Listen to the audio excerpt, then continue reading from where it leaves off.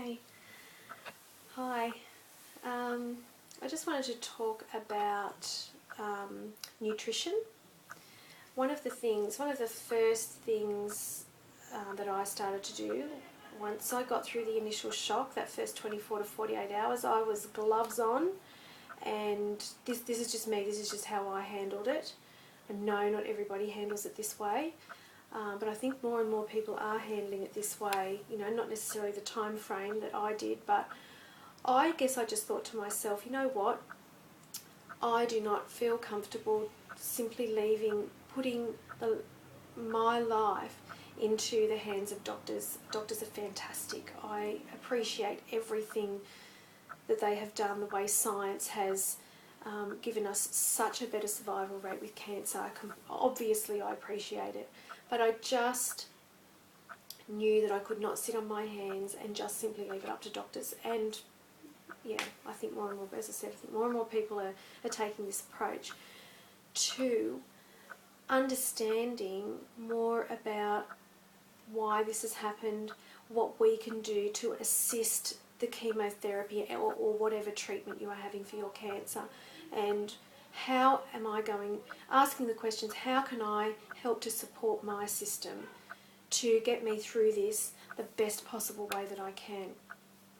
So that was my first thing that I wanted to do. And what happened there was, after the first 2 days, I don't even know if it was 2 days, it could have been short, it could have just been the first day, but I remember sitting on the lounge and my husband saying to me, did I want a cup of tea and a biscuit or something like that, and I said yes, you know, and he came out and he had Tim Tams and everything, and normally I devour Tim Tams, love them.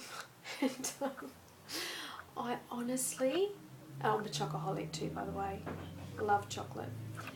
I went to put that Tim Tam in my mouth and I couldn't do it. I felt like I was poisoning myself. Now for me, and for him to see that, he knew that there was something really wrong, because I just love chocolate so much, I just eat Tim Tams, no problem at all. I couldn't eat it. I just started crying and said I feel like I'm poisoning myself. And then sort of the next day, the same sort of thing happened with something else, can't remember what the food was. And he said to me, that's it, put your shoes on, we are going out. And he took me up to the nearest organic supermarket and we got a whole heap of stuff that I felt comfortable eating. And shortly, I think that day, I rang my sister-in-law, who was a nutritionist. They've got their own organic farm in New Zealand, and I just trust her. She really knows her stuff about food. And she told me what I needed to do, that I needed to alkaline my system. And, you know, you really need to, I would recommend, you don't need to, I would recommend researching nutrition for cancer. I really would. Because for me, I don't know, you know, there is a lot of evidence to suggest that it works. Whether or not it's worked for me, well, I don't know. I'm not going to know, am I, for a while.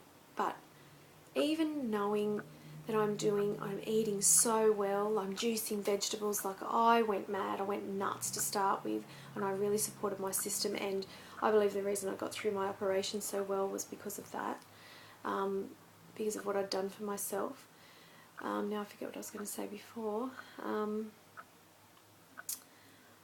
That's what I was going to say.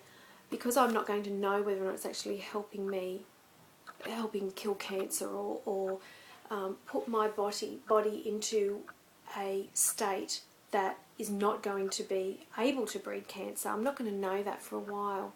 But you know what? Mentally, I feel like I'm doing the right thing, and being a bit mental, which sounds a bit weird, but mentally getting yourself into the game of beating this cancer is such a massive, massive part of winning the fight. Okay? I believe that. Not just positivity and meditation, which I'll go into in another video, but nutrition, when you know you're doing the right thing and you feel the benefits of it. I really felt the benefits of it. I was vibrant. People were saying to me, wow, you look better than I've ever seen you. I've never seen you look this healthy, because you don't remember, I had a month of knowing of having this diagnosis before my first surgery, so I was really strict. I was very strict. I basically only had juice for the first couple of weeks at least. I lost a lot of weight, which, you know, I didn't necessarily, I did need to lose a little bit of weight, but not much. I was not overweight, not overly overweight, a little bit. And I probably lost more than I needed to, and now I've lost a bit more, but anyway, that's neither here nor there. The thing is that I was supporting my system. I was feeling fantastic. My skin was beautiful and clear, my eyes were bright and glossy, and just everything just improved. And we all know that the outside reflects what's happening on the inside, so I can imagine that I was super duper healthy on the inside, apart from having cancer in me. Apart from that, I was really healthy. So yeah, anyway, I just I think it's definitely, I would highly recommend going to a good naturopath. I also received supplements as well. I had some great PSK, which is a polysaccharide extracted from mushrooms, a certain type of mushroom that has been proven to aid with cancer recovery. And I'm having turmeric tablets, milk thistle, CoQ, I think it's CoQ 50, a herbal mixture,